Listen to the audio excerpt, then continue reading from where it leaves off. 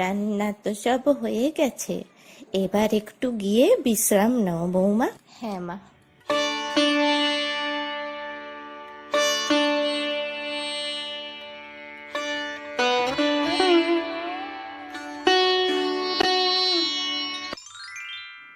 কই সব কোথায়?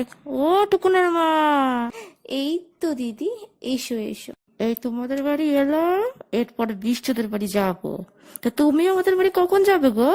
এই তো এদিকটা একটু সামলে নি, তারপর যাব। নাও গো দিদি, শুরু করো।